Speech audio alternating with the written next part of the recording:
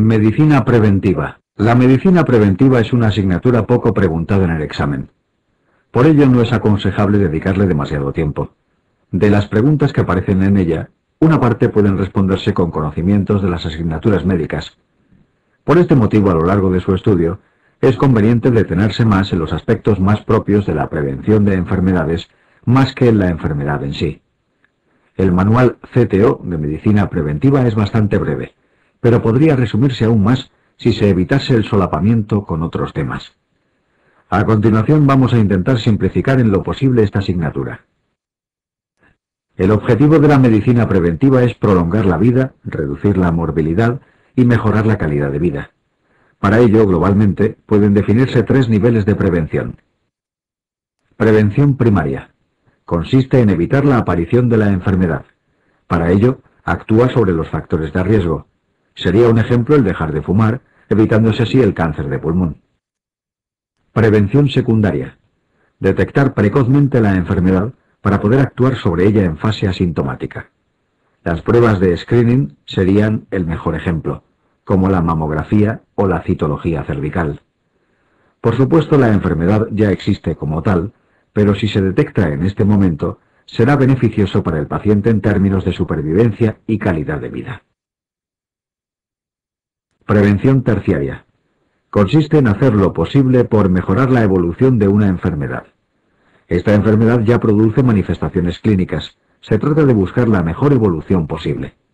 Un buen ejemplo sería el control del colesterol y la presión arterial en un paciente que ya padece cardiopatía isquémica.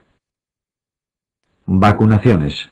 La vacunación consiste en la producción de una respuesta inmunitaria específica y protectora frente a determinado microorganismo. Para ello se introduce en el paciente determinado producto que es capaz de inducir la aparición de esta respuesta inmune. Esta respuesta debería ser similar a la de la infección natural, pero sin peligro para el vacunado.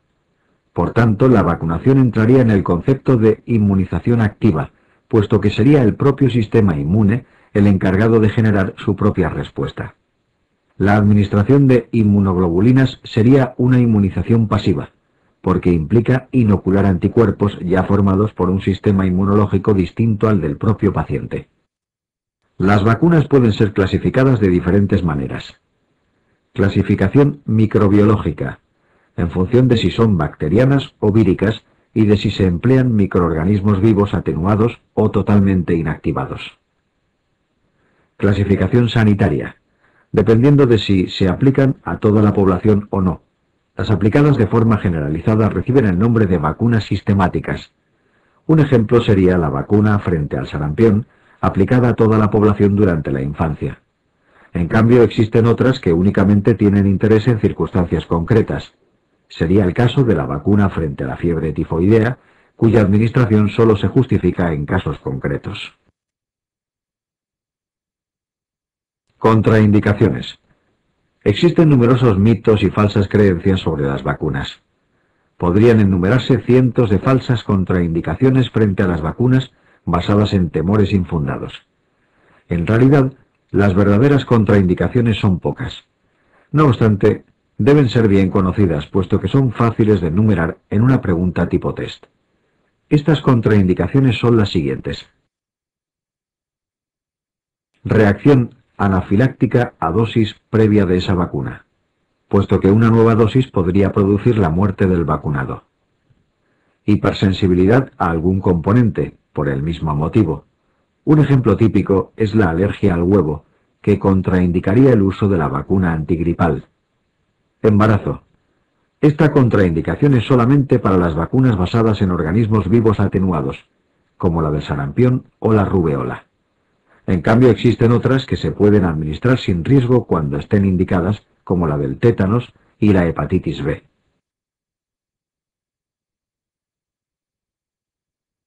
Enfermedad aguda grave. La respuesta inmunológica podría ser inferior a la esperada y los efectos secundarios de la vacuna más nocivos que en un paciente sano. Alteraciones inmunológicas. Los pacientes con inmunodeficiencias no deberían ser vacunados con vacunas de microorganismos vivos atenuados. Administración de productos que contengan anticuerpos como sangre o inmunoglobulinas, puesto que estos anticuerpos podrían interferir en la respuesta vacunal, consiguiéndose una protección inferior a la deseable. Falsas contraindicaciones. En cambio, la lista de falsas contraindicaciones es mucho mayor. Muchas de ellas surgen de confusión con las auténticas que ya hemos mencionado. Para evitar algunos errores típicos, debemos considerar los siguientes puntos. Las enfermedades agudas benignas, como procesos catarrales en individuos sanos, no suponen una verdadera contraindicación. Los niños prematuros deberían seguir el mismo calendario y dosificación que los niños a término.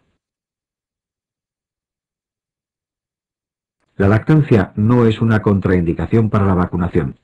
El único virus vacunal que se ha aislado en la leche materna es el de la rubeola, sin que produzca enfermedad en el lactante. Los antibióticos no contraindican las inmunizaciones. El tratamiento de corta duración con corticoides a bajas dosis tampoco supone una verdadera contraindicación. La lista de falsas contraindicaciones es casi infinita. En la tabla que te adjuntamos puedes ver algunas más. Insistimos en que lo más importante es que conozcas las contraindicaciones reales, de forma que puedas descartar las falsas ante una pregunta tipo test. Difteria, tétanos, tosferina. Las vacunas frente a la difteria, tétanos y tosferina son muy inmunógenas. Es habitual administrarlas a la vez. Una sola dosis es capaz de inmunizar al 90% de los vacunados, aunque en la práctica se emplean varias dosis. La pauta habitual de vacunación es a partir de los 2 meses, 2, 4, 6 meses, con una dosis de refuerzo entre los 15 y 18 meses de vida. Esta vacuna no se compone de microorganismos vivos. Por ello, no existe contraindicación para pacientes inmunodeprimidos. Sarampión, rubeola, parotiditis. Esta vacuna, también conocida como triple vírica, es también extremadamente inmunógena, incluso más que la anterior. La seroconversión se produce en el 98% de los vacunados con una sola dosis. No obstante, hay que tener en cuenta que contiene virus atenuados, por lo que debe evitarse durante el embarazo.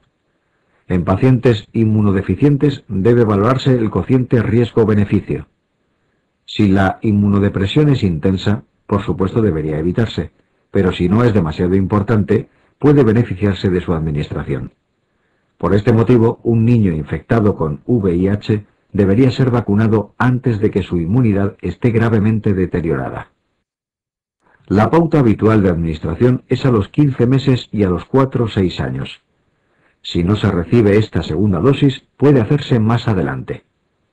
Los efectos secundarios más típicos están en relación con cada componente vacunal. Puede producir fiebre, cuyo responsable sería el virus atenuado del sarampión. El componente rubeólico puede producir la aparición de artralgias, como también aparecen en la rubeola. La tumefacción de las parótidas es bastante más infrecuente y tendría relación con el virus de la parotiditis. Por último, insistimos una vez más en su contraindicación en pacientes con alergia al huevo. Vacuna antineumocócica. Existen 2 vacunas frente al Streptococcus pneumoniae, conjugada y no conjugada. La vacuna conjugada cubre solamente 7 serotipos de esta bacteria, mientras que la no conjugada ofrece protección frente a 23. La vacuna conjugada tiene la ventaja de ser más inmunógena en niños muy pequeños y en pacientes con inmunodeficiencias o ciertas enfermedades crónicas. Por ello se reserva para los menores de 2 años, pacientes con anemia falciforme, esplenectomizados y, en general, circunstancias que produzcan cierto grado de inmunosupresión.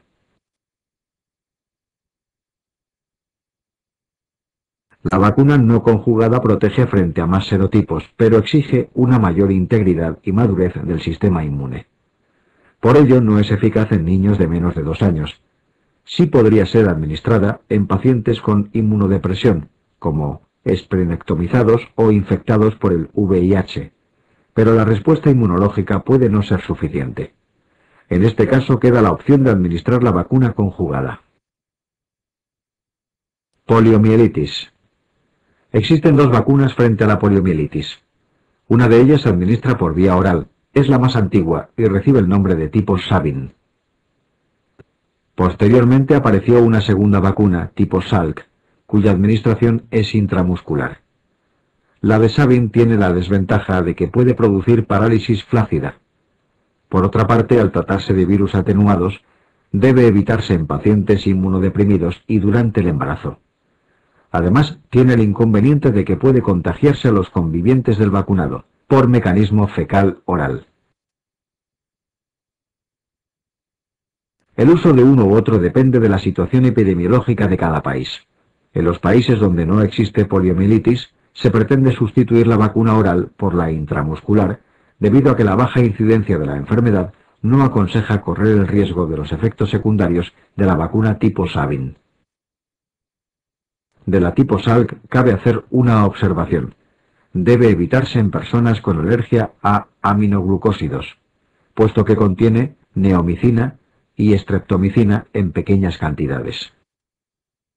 Varicela. La vacuna de la varicela está basada en virus atenuados. Dependiendo de un país u otro, puede ser una vacunación sistemática o no sistemática. Por ejemplo, en España solo se aplica en casos concretos. Estaría indicada en pacientes de alto riesgo o en aquellos en los que podría producir una enfermedad más grave. Sus indicaciones serían niños con enfermedades crónicas, niños con inmunodeficiencias humorales puras, niños con inmunodeficiencia celular, por ejemplo, niño infectado por VIH, solo cuando existe inmunodepresión leve. Adultos no inmunizados frente a la varicela que estén a cargo de estos pacientes. En este caso está justificado porque la enfermedad puede ser mucho más grave en adultos que en niños. Aparte de los efectos locales, dolor, eritema, que pueden aparecer con cualquier vacuna, es típica la aparición de erupciones vesiculosas, sean localizadas o generalizadas. Esto es algo bastante lógico, puesto que la vacuna se compone por virus de la varicela atenuados, y estas erupciones vesiculosas son parte de esta enfermedad. Como antes indicábamos, existen países donde la aplicación es sistemática. En el caso de España no es así, pero se está replanteando el extenderla a toda la población. Vacunación y embarazo. Es muy probable la aparición en el examen de preguntas sobre embarazo e inmunizaciones. Recuerda que un error a este respecto podría tener graves consecuencias. Por otra parte, es fácil construir preguntas tipo test sobre indicaciones y contraindicaciones, por lo que vamos a revisar brevemente este tema. En el embarazo, como regla general, se tiende a evitar las vacunas durante el primer trimestre. Durante este periodo, su potencial teratógeno sería mayor. Es importante que recuerdes los siguientes puntos. Las vacunas de microorganismos atenuados están contraindicadas. Incluimos una lista con algunas de las más importantes. En el caso de la polio oral, pueden contemplarse excepciones si el riesgo de enfermedad es elevado. Las vacunas de polisacáridos y microorganismos inactivados pueden ser empleadas si es necesario. También pueden emplearse inmunoglobulinas. Recuerda que la lactancia, hasta la fecha, no se considera contraindicación de ninguna vacuna. Enfermedades neoplásicas. Las enfermedades neoplásicas constituyen la segunda causa de muerte en los países desarrollados, como en España, después de las cardiovasculares. La mayor o menor frecuencia de un cáncer a otro varía en función de la situación económica de un país. En este momento el cáncer más frecuente en el mundo desarrollado es el de pulmón, seguido del colorectal. En los países con menor desarrollo económico, el cáncer de cérvix y el de estómago aumentan su frecuencia en relación con los más ricos. A nivel mundial, el cáncer más frecuente es el de pulmón. En España la principal causa de muerte por cáncer es el de pulmón en el hombre y el de mama en la mujer. Sin embargo, cada vez está aumentando más el cáncer de pulmón en el sexo femenino, debido a su reciente incorporación al hábito tabáquico. Los datos de mortalidad de estos dos cánceres apuntan a un aumento durante los últimos años. En cambio, en otros países desarrollados se está registrando un descenso en la incidencia como consecuencia del abandono del tabaco, como en Estados Unidos. A continuación haremos una breve revisión de los factores de riesgo más importantes para el padecimiento de enfermedades neoplásicas. Tabaco. El factor ambiental más importante para padecer una enfermedad neoplásica es el tabaco. Existen multitud de cánceres relacionadas con el tabaco, no solo el de pulmón que te mostramos en la tabla adjunta. Se han encontrado más asociaciones entre tabaco y cáncer en la literatura médica, pero los aquí mostrados serían los más importantes. En España, como en otros muchos países, la causa de cáncer más importante es el tabaco. Se sabe que existen formas de consumirlo más peligrosas que otras, siendo la más nociva el consumo de cigarrillos. La pipa es, en conjunto, la menos peligrosa. Pero existe una excepción, el cáncer de labio, al que predispone más que los cigarrillos y los cigarros puros. Esto es debido al efecto térmico de la boquilla de la pipa sobre la semimucosa labial. En cuanto a los fumadores pasivos, se sabe que no están exentos de riesgo para padecer enfermedades de este tipo. El riesgo de cáncer para estas personas es un 25% más que la población que no convive con fumadores. En caso de abandonar el tabaco, la reducción del riesgo no es inmediata. Para que el riesgo descienda de una forma considerable, deben pasar aproximadamente 10-15 años. La mayoría de los autores consideran que, aunque la reducción es considerable, nunca llega a equipararse al de un no fumador. En el caso de las enfermedades cardiovasculares, el tiempo necesario para que el riesgo disminuya es mucho menor, unos 2-4 años. El tabaco no solo produce cáncer. Está relacionado con multitud de enfermedades. En esta lista exponemos un buen número de ellas, aunque si se hace una revisión más exhaustiva de la literatura, está vinculado a otras muchas patologías. Alcohol. Otra causa de muerte potencialmente evitable es el alcohol. También es un importante factor de riesgo para distintos tipos de tumores. Se estima que es responsable de aproximadamente un 35% del total de las muertes por enfermedad tumoral.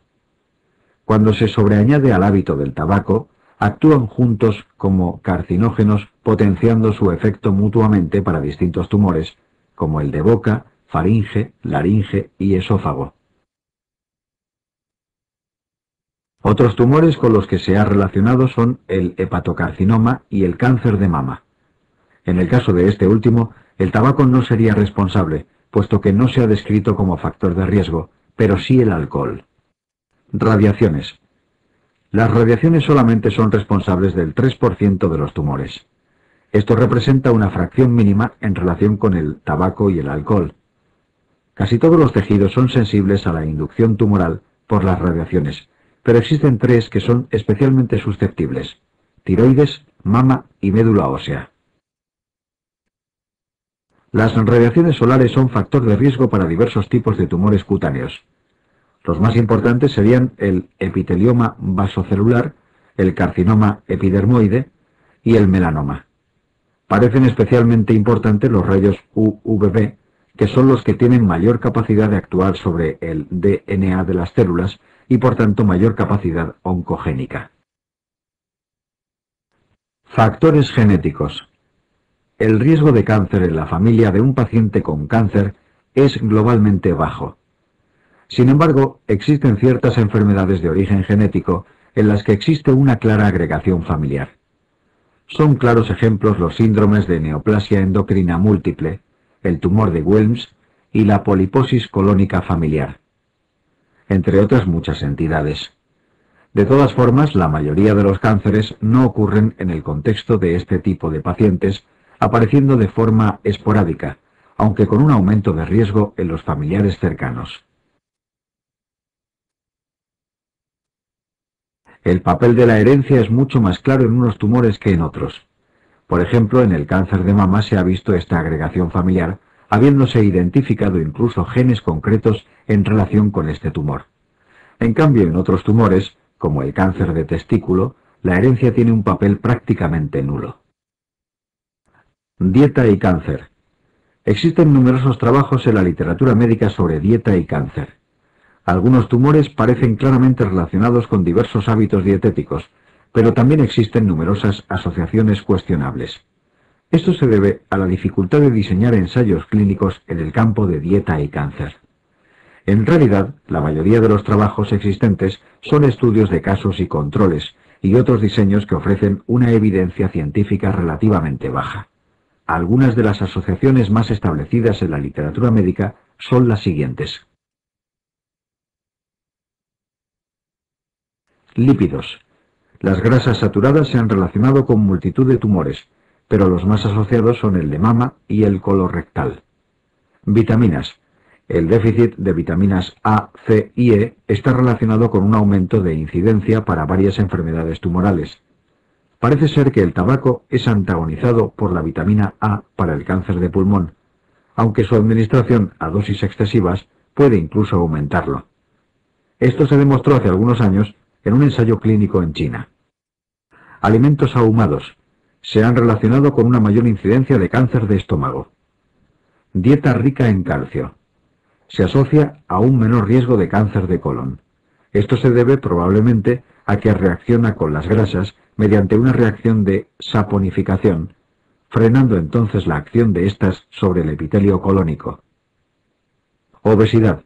Se ha relacionado con cáncer de vesícula biliar, endometrio, colon y mama. Otros factores implicados. Existen muchos más factores implicados en el origen de los cánceres. No vamos a mencionarlos aquí, porque excede los propósitos de esta clase. Son mencionados junto a cada cáncer en los temas correspondientes de cada asignatura, dado que, de este modo, son más fáciles de memorizar. Si mostrásemos una lista con todos los factores implicados en cada cáncer, podríamos producirte un dolor de cabeza. A continuación vamos a comentar las medidas más aceptadas para la prevención de algunos cánceres muy frecuentes.